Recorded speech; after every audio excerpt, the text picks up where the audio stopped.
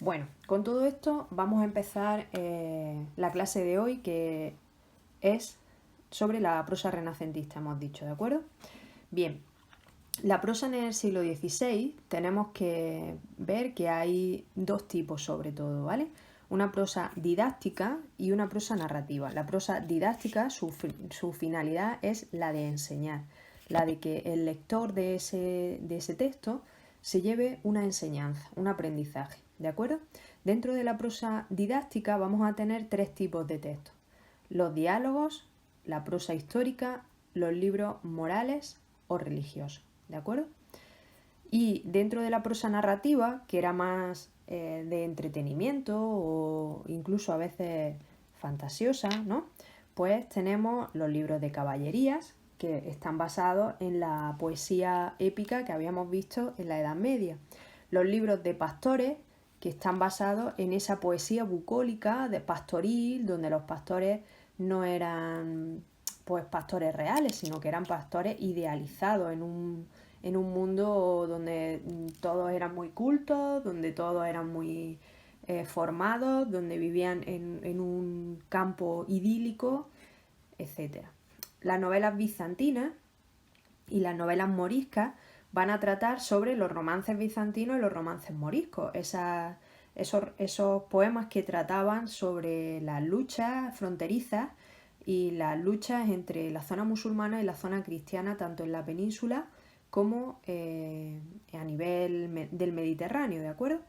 Entonces esas novelas van a tratar sobre esas historias que previamente en la Edad Media se habían convertido en romance. Las novelas cortas italianas va a ser una novedad. Para esta época van a ser de influencia italianista, de influencia humanista, y van a ser bastante importantes en este siglo XVI. Las novelas celestinescas van a estar basadas en ese teatro que había surgido en el cambio de la Edad Media al Renacimiento, que fue la Celestina, esa nueva manera de entender la sociedad, donde la burguesía podía juntarse o ennoviarse con gente noble, donde la burguesía era una clase social con poder, una clase social amada, donde los personajes hablaban ya con su lenguaje real, si eran cultos, cultos, si eran incultos, incultos. Incluso recordemos cómo hablaba la Celestina y sus prostitutas, ¿no? Que tenían un lenguaje muy vulgar en muchas ocasiones. Eso era la primera vez que aparecía en una creación literaria. Y por último vamos a tener la gran novedad de la prosa renacentista, que va a ser, por un lado, el Lazarillo de Tormes y por otro, toda la obra de Cervantes. Van a ser los creadores de una nueva manera de hacer novela, de una nueva manera de hacer prosa, ¿vale? Bueno, vamos a ir recorriendo estas categorías y explicando un poco sus características.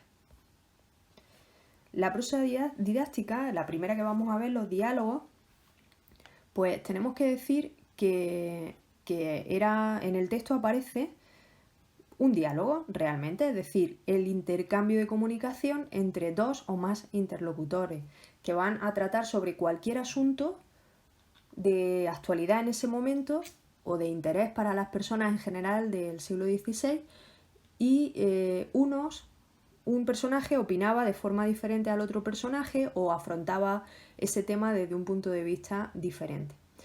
Eso hacía que a través de ese diálogo el lector fuera como creándose su propia opinión. Claro, siempre dirigido por el autor de ese diálogo. El autor finalmente lo iba a llevar al término a donde él quería que se quedara, ¿de acuerdo? A donde él quería que llegara a pensar. Por eso, aunque sus personajes hablaban desde distintos puntos de vista, siempre había uno que era el que guiaba hacia el que el autor quería que pensara el lector, ¿vale? El tono con el que se escribe o sobre el que se habla en ese diálogo es un tono coloquial, un tono fácil, con una lectura agradable para poder llegar al máximo número de personas, ¿vale? Los diálogos más importantes son de Juan Valdés y de Alfonso de Valdés, ¿vale? Fueron dos hermanos fueron erasmistas, es decir, discípulos de Erasmo de Róterdam. Y Juan Valdés, la obra más importante que reconocemos es la del Diálogo de la Lengua, donde expone, donde muestra el ideal renacentista de la lengua sencilla pero cuidada, ¿vale? Una lengua que llegue a todo el mundo pero sin cometer errores, sin tener vulgarismo. Su hermano Alfonso de Valdés escribió el Diálogo de las cosas ocurridas en Roma y el Diálogo de Mercurio y Carón. En el Diálogo de las cosas ocurridas en Roma se desarrollaba una apasionada defensa de la política de Carlos I de España o Carlos V de Alemania. Y a través de esa defensa de nuestro emperador, lo que hacía también era un ataque a las costumbres del papado. Pensar que en esa época el papado era bastante humano, ¿no? Se centraba demasiado en la política más que en la religión, en la consecución de bienes materiales, de riquezas, incluso la familia de los Borgia, como ya contamos, pues tenían hijos ilegítimos, en fin, no eran un ejemplo de religiosidad o de piedad, ¿vale? Y sin embargo el emperador Carlos I o Carlos V de Alemania, nuestro rey, el hijo de Juana la Loca y de Felipe el Hermoso, nieto de los reyes católicos, pues era puesto por Alfonso de Valdés como un ideal de hombre de fe, un ideal de hombre del Renacimiento, ¿vale? En el Diálogo de Mercurio y Carón, ahí se expone el ideal de Erasmo de Róterdam, el ideal erasmista, es decir, la búsqueda o el intento de crear un Estado universal, un imperio que fuera fuerte, pero a la vez que fuera pacífico, en el cual no hubiera guerras y donde se reformara la religión hacia una religión mucho más espiritual y menos basada en la riqueza o en la manipulación o en el artificio de los ritos, sino que fuera más un diálogo sincero con Dios, ¿vale? Bien, además de los diálogos, otros muchos modelos prosísticos se utilizaron durante el siglo XVI. Por ejemplo, las epístolas, que son cartas, los relatos o las historias, las facecias, que eran chistes, eran cuentos graciosos, muchas veces incluso picantes, los apotegmas, que eran pues un chascarrillo breve que traía como una moraleja y que generalmente tenía a un personaje famoso como protagonista, ¿vale?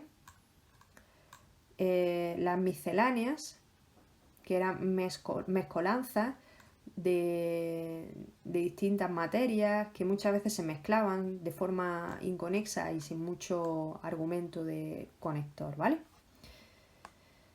También abundaba la prosa histórica dentro de la prosa didáctica, la prosa histórica para poder enseñar la historia de ese país, la historia de España, de lo que estaba desarrollando, porque España en ese momento estaba creciendo, se había descubierto América, era la época de los conquistadores, la época de los descubridores, era la época en la que estaban descubriendo nuevas tierras, Filipinas, la zona de la India, la zona de las islas de las Antillas, la zona de las islas del Caribe, la zona de las islas que rodean toda la zona de Australia. Era una época de descubrimiento, de ver quién era capaz de llegar más lejos, de descubrir una nueva tierra.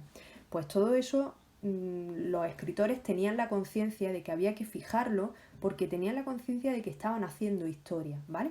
Así que crearon una prosa que sirvió para poder contar a las generaciones futuras lo que en ese momento se estaba haciendo, ¿vale? Ahí tenemos a historiadores como Bartolomé de las Casas, que fue muy importante para contar la conquista de América y lo que se iban encontrando en aquellas tierras, Diego Hurtado de Mendoza o Jerónimo Zurita, ¿vale?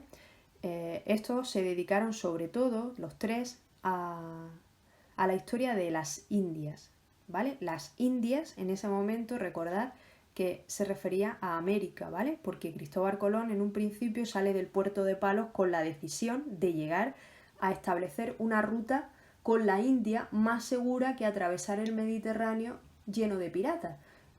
Entonces, él, creyendo que la Tierra era redonda y sin saber que había un continente en medio, creía que partiendo de la zona de Huelva, Sevilla, Cádiz, girando hacia la izquierda, podía llegar a la India dando la vuelta al globo terráqueo. Sin embargo, pues claro, se encontró con un continente que no esperaba. Pero claro, cuando Colón llega a esa tierra, él concibe que eso es la India. Por eso le dicen a esas tierras las Indias, y a los indígenas de ese lugar se les llama indios, ¿vale? Bien, finalmente abundan a lo largo del siglo también una prosa moral, libros de carácter moral, un aprendizaje para vivir en valores, ¿vale? El autor más leído de esta prosa moral fue Antonio de Guevara, que fue autor del libro Auro de Marco Antonio, de Epístolas familiares, Menosprecio de corte y alabanza de la aldea. Fijaros el nombre ya, Menosprecio de corte y alabanza de aldea. ¿Qué es lo que busca? Pues librar a la gente el ideal del locus amoenus, ¿no? Librar a la gente de ese mundo de la ciudad, del engaño, del tener que escalar a base de pisotear a unos y a otros, de la mentira, de las relaciones, y escaparse a ese lugar idílico, a ese locus amoenus, que es el campo donde no necesitas nada, donde solamente necesitas disfrutar de la naturaleza, ¿de acuerdo? Otros autores importantes pues fueron Fray Luis de León, Juan de la Cruz o Fray Luis de Granada. Fray Luis de Granada, si visitáis la zona del Realejo, hay una plaza muy bonita que se llama la Plaza de Santo Domingo, donde está la iglesia de Santo Domingo. Y en esa plaza hay una estatua negra, de un fraile mirando hacia abajo con un rictus muy rígido, ¿no? Ese fraile es Fray Luis de Granada. Fray Luis de Granada fue el autor de la introducción del símbolo de la fe.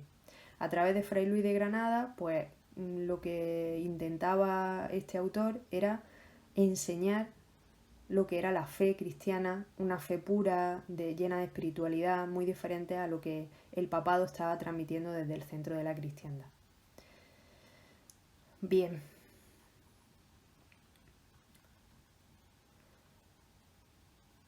Dentro de la prosa narrativa, las características que encontramos, la prosa narrativa ya hemos salido de la prosa didáctica y nos hemos metido en la prosa más de entretenimiento, ¿vale?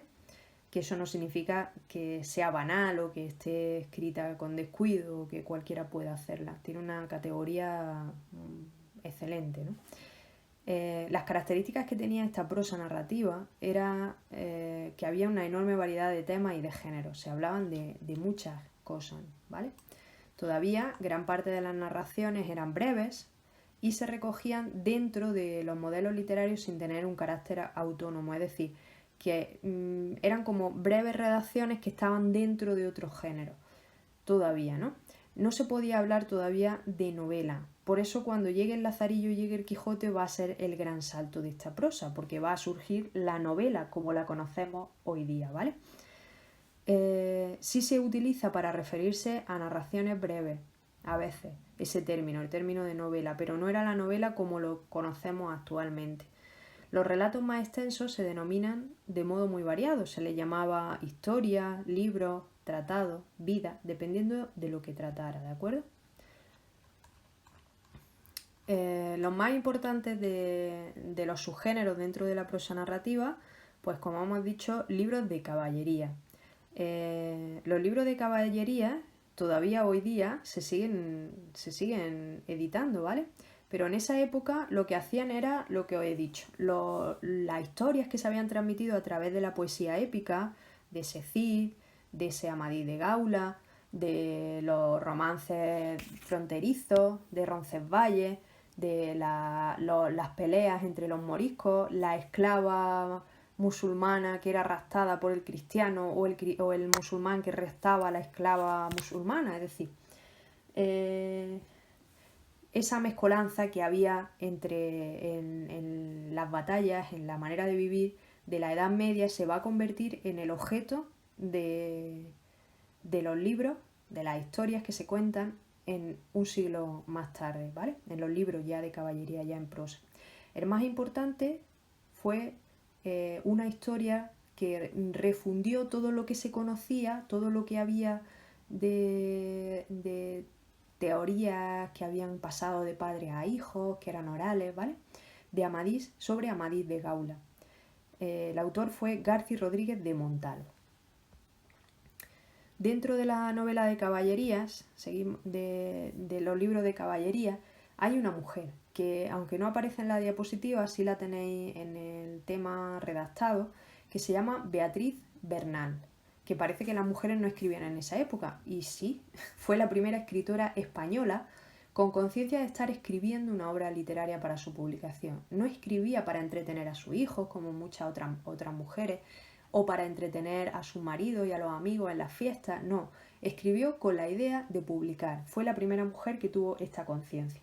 Aunque se publicó de forma anónima, porque claro, una mujer no podía escribir y hacerlo público en esa época, su nombre no figura en el libro, pero sí publicó en 1545 un libro titulado Cristalian de España. Y diréis, ¿cómo se sabía que era de Beatriz Bernal? Pues se sabía por el tipo de lenguaje que usaba, por el tipo de expresiones, por los lugares a los que hace referencia, incluso porque se conservan algunos manuscritos, ¿de acuerdo? Y se sabe un poco la historia de esa autora.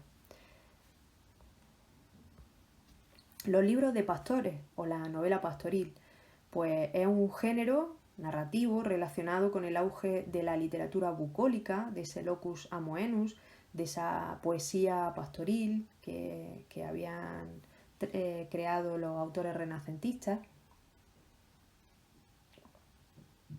Y está vinculado a esa actitud escapista. Una sociedad, el Renacimiento, el siglo XVI, va a ser una sociedad de mucha mentira, de tergiversación, de lucha de poderes, de engaños, de asesinatos dentro de la corte, de no fiarse nadie de nadie, de tener un afán por tener cada vez más poder, incluso dentro de la propia iglesia.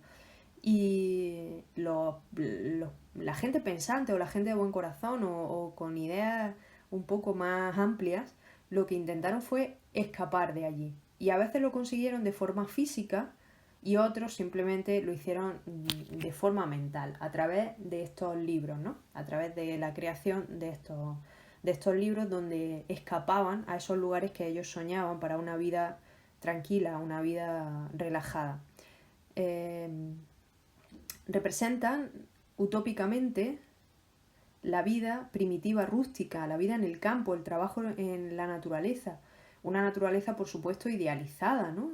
Donde no daba trabajo cultivar, donde no hacía falta sudar para cavar, donde no había malas hierbas que crecieran, donde no había fieras, donde no había peligro.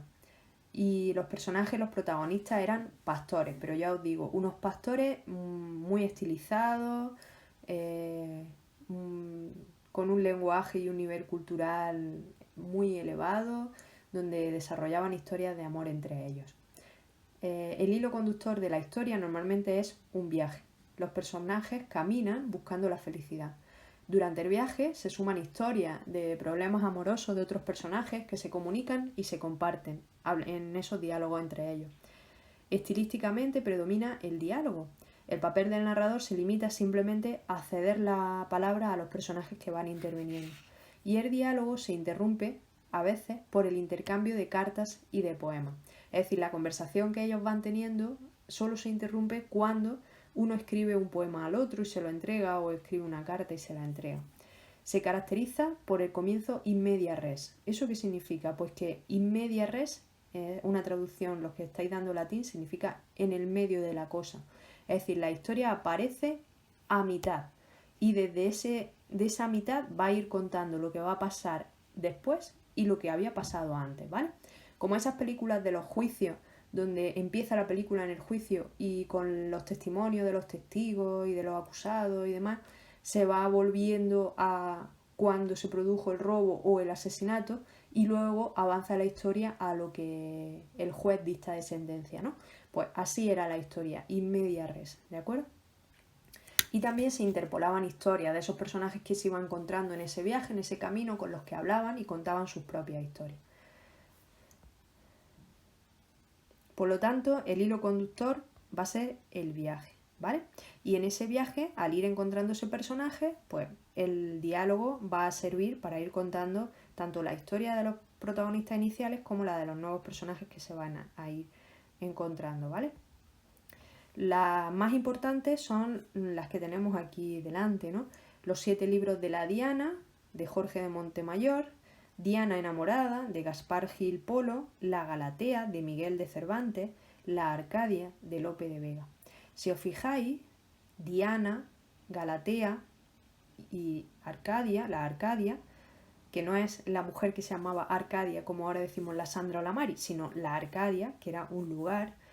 De hecho, vaya a tener los ejercicios, ahora os pondré en el texto de la entrada para que busquéis algunas cosas sobre esto. Si cuando os pongáis a investigar un poquito sobre esto, veréis que tanto la Diana como la Galatea son personajes relacionados con la mitología. Aquí otra vez la influencia del humanismo grecolatino sobre autores de varios siglos posteriores, de 15 siglos o de casi 15 siglos posteriores, ¿vale? Bueno, novelas bizantinas. Las novelas bizantinas son relatos de amor, pero también de aventura. Aquí es un género donde se vuelve la mirada hacia la narrativa griega, esos viajes como el de Ulises, el de Ítaca, esos viajes donde tenían que realizar un viaje para encontrarse a ellos mismos, en el que sufrían una metamorfosis, un cambio en el personaje, en el que tenían que salvar un montón de batallas para llegar a un destino, en el que se encontraban con monstruos, en el que se encontraban con sirenas que los encantaban, ¿vale? Si tenéis la oportunidad de leer el Ulises, aunque sea en una versión adaptada, veréis que libro tan entretenido y qué impresionante pensar que estaba escrito en la Grecia antigua, ¿vale?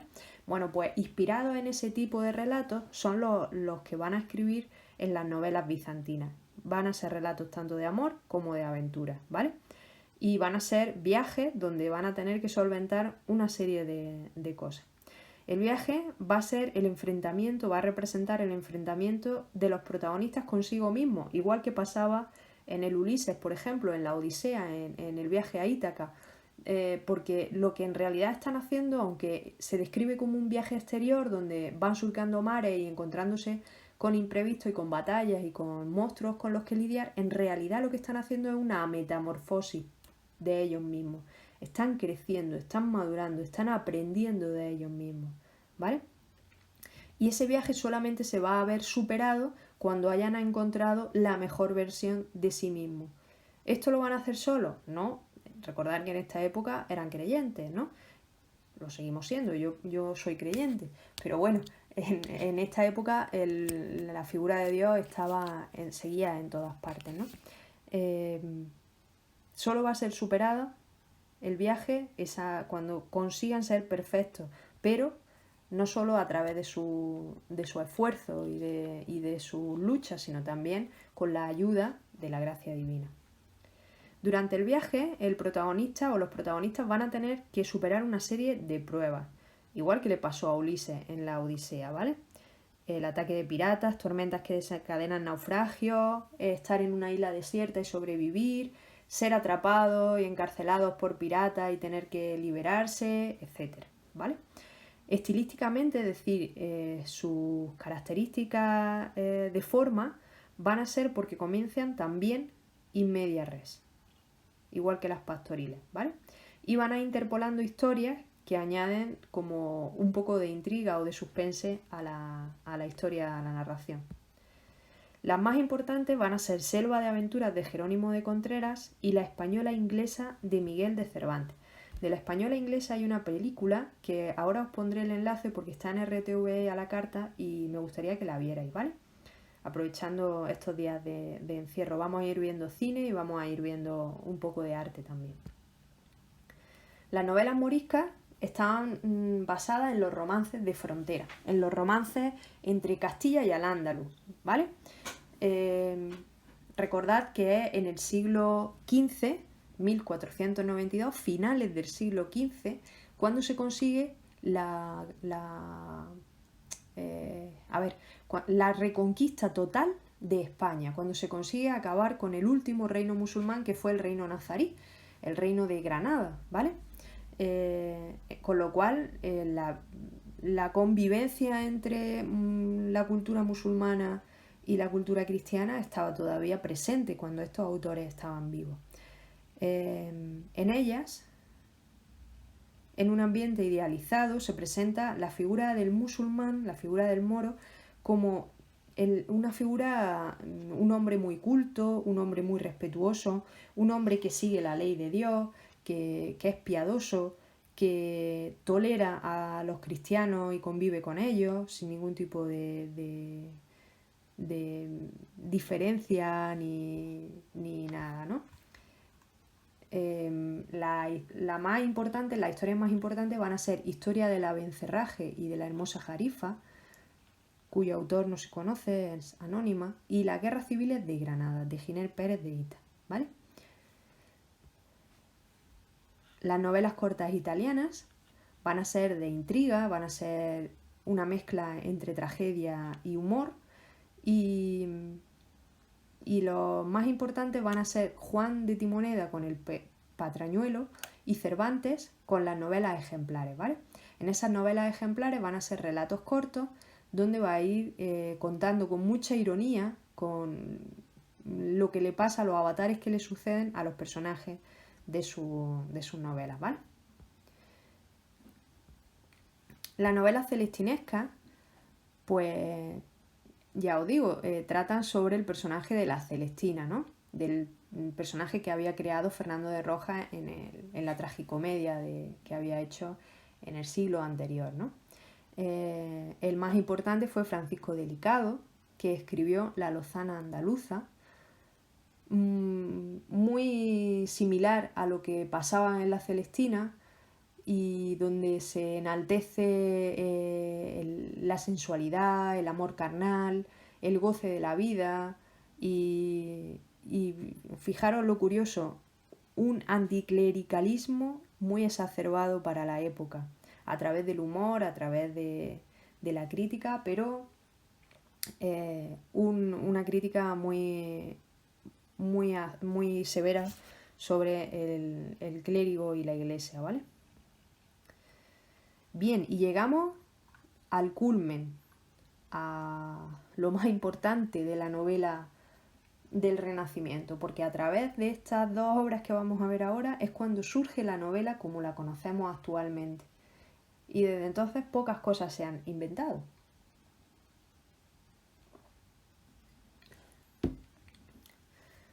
Por un lado tenemos la novela picaresca. La novela picaresca, en el único sitio que existe del mundo, es en España. Y eso, por un lado, es genial, porque somos inventores de un género, de una manera de escribir, de unos tipos de personajes. Pero por otro lado, tengo que pensar, y es que quizás sea solamente en España donde existe esa picaresca, ¿no? Eso que coloquialmente se entiende como el trapichear, el buscarse la vida, el esconder, el avanzar a base de engaños, etcétera, etcétera. Curiosamente, yo he estado 2 años en las Jornadas Mundiales de la Juventud, unos encuentros que hay cada 2 años con el Papa que haya en ese momento y jóvenes, ¿no? Entonces, cuando yo estaba en el instituto y otro año que fui estando ya en la facultad, pues hicieron, uno fue en Madrid y otro fue en Colonia, en Alemania. Cuando fue en Madrid era con el papa anterior que había, que era Juan Pablo II, que no sé si vosotros lo conocéis. Y en Colonia fue con el papa justo anterior a este, que sigue aún vivo, que era el papa Ratzinger, ¿vale? Bueno, pues cuando fue en Madrid, se hizo en el aeródromo de Cuatro Vientos. Para poder acceder allí,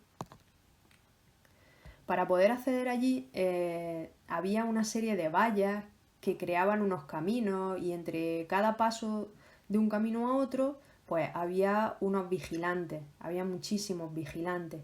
Y yo llevaba una tarjeta, una credencial, que decía en qué sector me podía colocar, más cerca o más lejos del escenario donde iba a tener encuentro, las actuaciones musicales, luego el encuentro con el Papa, etcétera, etcétera. Bueno, pues en cada paso de valla, nos miraban la credencial y nos dejaban avanzar o nos decían ya hasta aquí habéis llegado. Cuando fue en Colonia, en Alemania, fue en un campo a las afueras de Colonia, un campo enorme, y no había vallas. Simplemente había unos pósters que indicaban la sección, ¿vale? Y la gente, los alemanes, los noruegos, llegaban y se colocaban donde su credencial, en el póster donde su credencial decía que tenía que estar. No había vallas que impidieran que avanzaran más adelante. Sin embargo, los españoles, cuando llegábamos, era como, hostia, podemos pasar, vamos a acercarnos más al escenario. Y muchas veces les decíamos a los que estaban, a los alemanes o a los ingleses que habíamos ido conociendo en el camino, les decíamos, pero oye, avanza, que se puede avanzar. Y ellos nos miraban con cara así rarísima diciendo, pero si es que es aquí donde tengo que estar, ¿no? Esa mentalidad solamente existe aquí en España. Y eso es el fruto o el origen de lo que dio lugar a esa novela picaresca y que no existe en ningún otro país del mundo. Bueno, con estas tonterías vamos a ver en qué consiste. Lázaro, que es el protagonista, es un personaje de baja clase social, ha nacido en Tormes, en una aldea próxima a Salamanca. Sus padres, pues su padre no tiene honra porque fue acusado de robar y lo mandaron a la cárcel, luego lo mandaron a la guerra, a la galera, en fin. Y su madre, pues claro, en esa época viuda tuvo que dedicarse a limpiar y a hacer comidas en una taberna, y casi una mujer en esa época que se dedicara a algo público, pues estaba asociado casi a la prostitución, ¿no? Bueno, con todos esos antecedentes, él cuenta su vida en primera persona, como si estuviera escribiendo una carta dirigiéndose a un personaje concreto, a un noble, a un desconocido, al que le llama vuestra merced, para explicarle los detalles del caso. El caso es su vida, cómo ha llegado a ser él de mayor después de los avatares que ha vivido desde niño, ¿vale? El caso es explicar los rumores que hay sobre él ya mayor.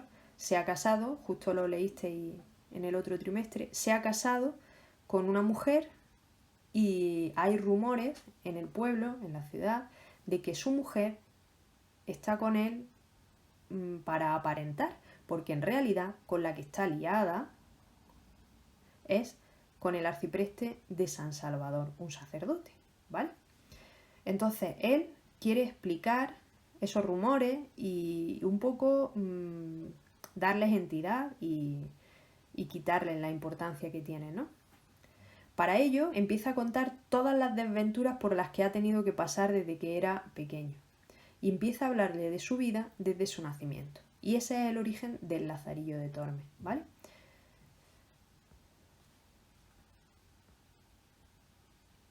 Aquí veis algunos de los pasajes de su vida, ¿no? Con el ciego, el episodio de la longaniza, el episodio del jarro de vino que se lo acaba rompiendo, el episodio de la uva, que contaba como el ciego no veía, contaba más para él que para el ciego, en fin. Y cómo acaba con su primer amo, dándole ese golpe, engañándolo y haciéndolo cruzar un charco de un salto para que se estozara de frente contra una columna o un muro, ¿vale?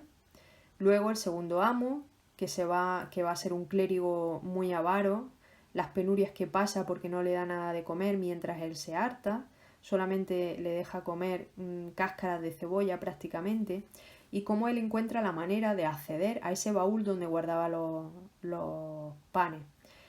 Consigue hacer una copia de la llave, pero lo descubre al final una noche porque la llave se la guardaba en la boca y se había quedado dormido con la boca abierta haciendo ruidos muy sibilantes como silbidos a causa de la llave. El clérigo se levanta al despertarse con esos ruidos y va a ver qué es, pensando que es una serpiente. y se encuentra con la llave saliendo de la boca de Lázaro. Lo harta a palos y luego cuando lo tiene curado lo echa. El siguiente amo va a ser un escudero. Este va a ser el que mejor lo va a tratar porque va a ser un hombre bueno, pero, claro, sin un duro. Y lo peor, con el deseo de aparentar de que sí lo tenía porque tenía cierto estatus nobiliario. Un escudero era lo más bajo de la nobleza, pero tenía que tener un estatus, ¿no? Entonces él tenía que aparentar. Pese a ser pobre, pues este hombre era bueno y era el único que no lo maltrató, ¿vale? Pero claro, Lázaro se tuvo que ir porque es que si no se morían de hambre los dos. Él tenía que conseguir comida para él y para su amo. Finalmente se busca otro, un buldero, un fraile de la Merced, un maestro de pintar panderos, un alguacil. Va pasando por diferentes amos. La novela termina cuando Lázaro llega a Toledo, ya mayor, se casa de un modo deshonroso con la criada del arcipreste de San Salvador, de un modo deshonroso porque la gente murmuraba que la boda había sido un engaño, un apaño, para que la mujer estuviera casada con un hombre, pero siguiera estando con su amante, que era el arcipreste.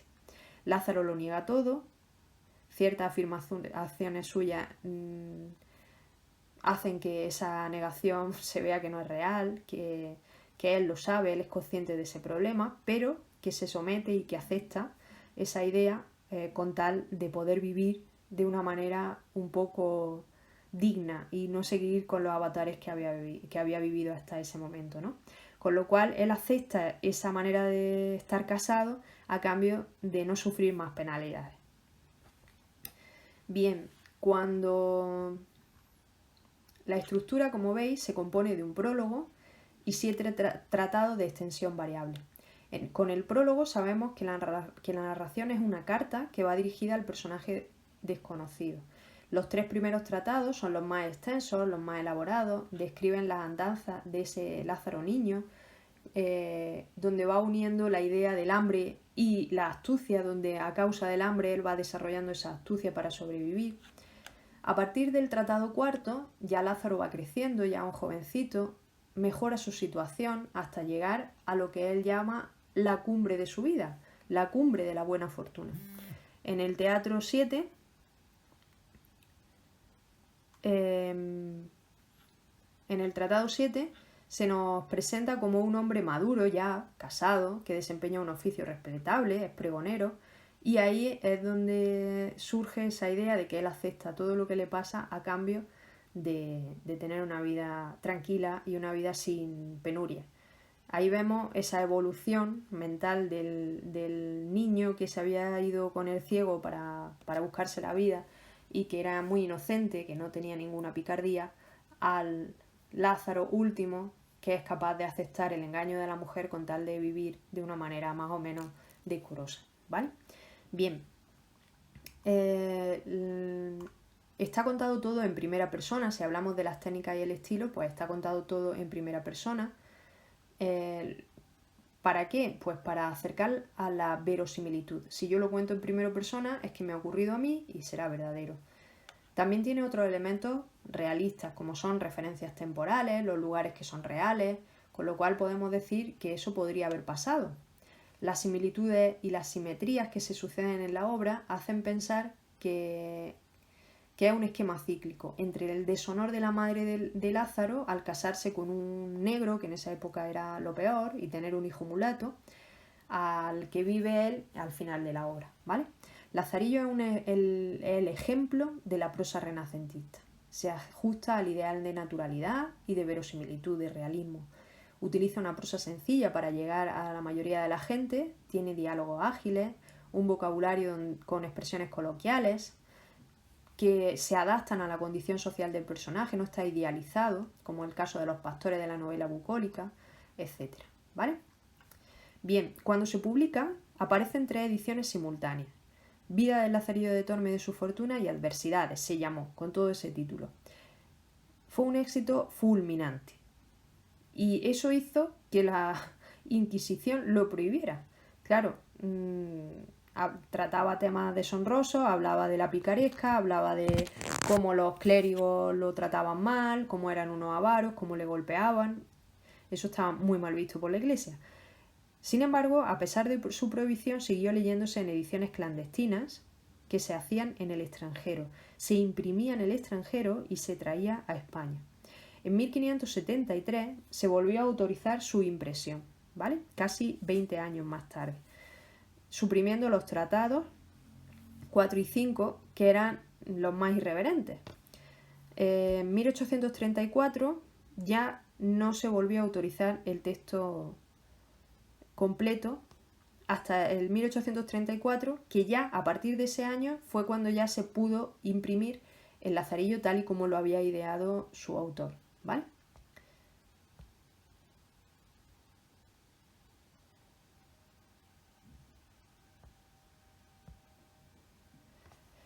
Sobre el autor, pues fue anónimo, normal, porque con todas las cosas que pasaban en el libro, con la crítica que hacía, pues fijaros que fue prohibido durante muchísimas décadas por la Inquisición, pues el autor no se arriesgó a poner su nombre, ¿no? Se han hecho muchas atribuciones buscando un autor, por las referencias que hacía de los lugares, pero ninguna ha sido realmente correcta, ¿vale? Hay incluso quien ha dicho que fue Alfonso de Valdés. Eso lo leéis vosotros detenidamente y luego me decís lo que pensabais, ¿vale? Porque va a ser una de las preguntas que os pondré. También se ha hablado de Hurtado de Mendoza, ¿vale? Bueno.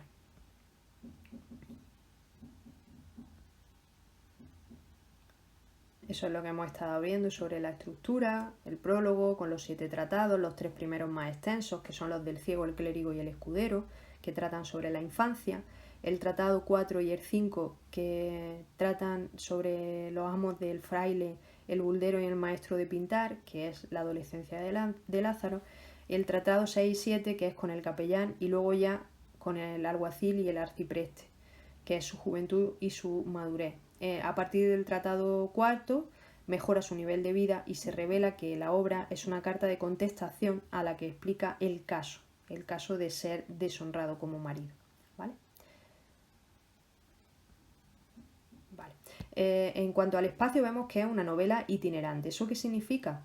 Pues que realmente va pasando de un lugar a otro según esté con un amo u otro, van viendo las adversidades, empieza en un lugar, va avanzando, andando con su amo el ciego hacia otro, allí conoce a otro amo y avanza hacia otro lado.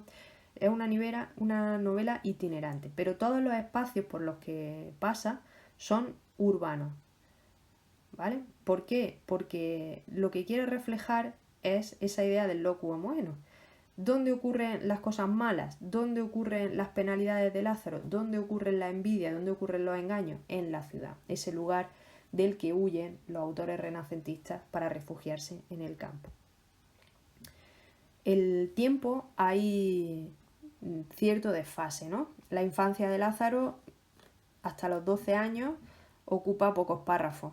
Al corto periodo de tiempo que pasa con el ciego se le dedican bastantes páginas, así como con el escudero. Pero luego al resto de su vida casi no sabemos nada de cómo va creciendo, ¿no? Hay un como poco equilibrio entre lo que dedica a cada etapa de su vida. Los temas principales que aparecen en el Lazarillo son, por un lado, la lucha constante contra el hambre y la pobreza, que esa lucha va a ser un proceso de enseñanza que le va a hacer crecer en la hipocresía y en el engaño como la única manera para sobrevivir.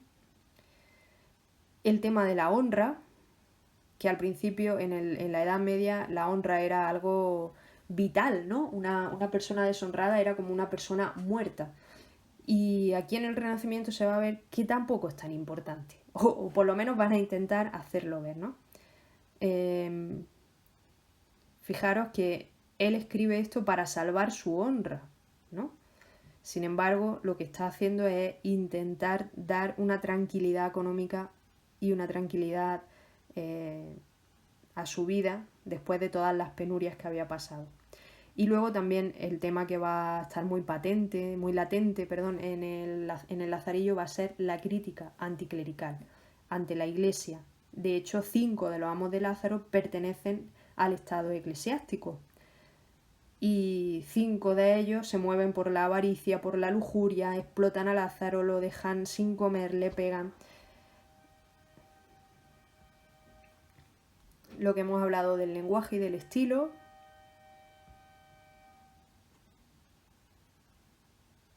Y luego la idea y el sentido, ¿no? Que es la primera novela que habla del yo, del hacerse, de la evolución de un personaje como persona.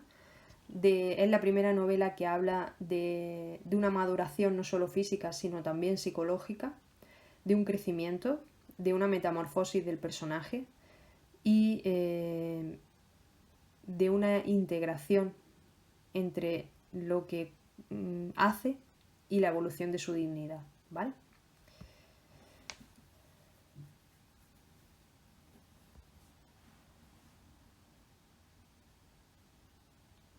También nos hace ver cómo era la vida, ¿no? En ese siglo XVI, los valores que funcionaban, el por qué la gente quería, la gente más noble quería huir, noble en el sentido de bueno, quería huir de la ciudad, etc.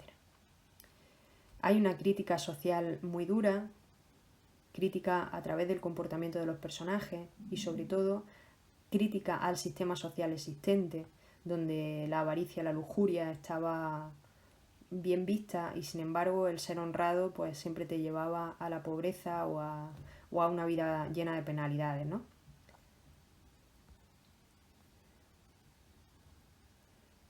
No aparecen valores positivos como el amor o la amistad.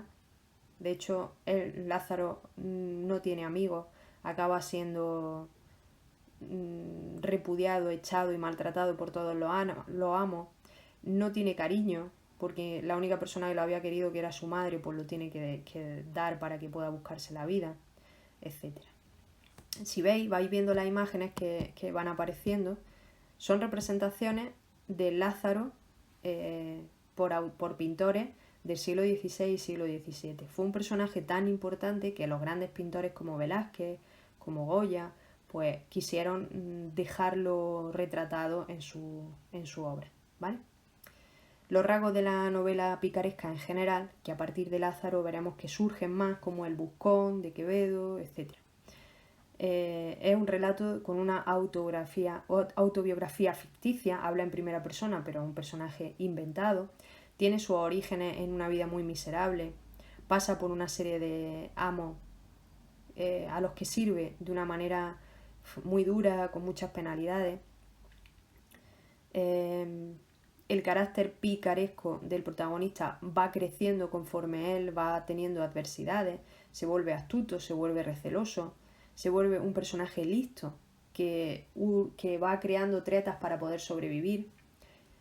El protagonista va a tener un afán de medro, es decir, de ascender socialmente, de dejar esa situación tan penosa, y va a haber un estado final de deshonor, como en el caso del Lazarillo, pero aceptado a partir del pasado del protagonista, como diciendo, lo que he vivido es peor que ser un hombre deshonrado, ¿no? Aquí tenemos una serie de textos, que ya lo habéis leído vosotros en el libro, ¿vale? Así que vamos a pasar directamente.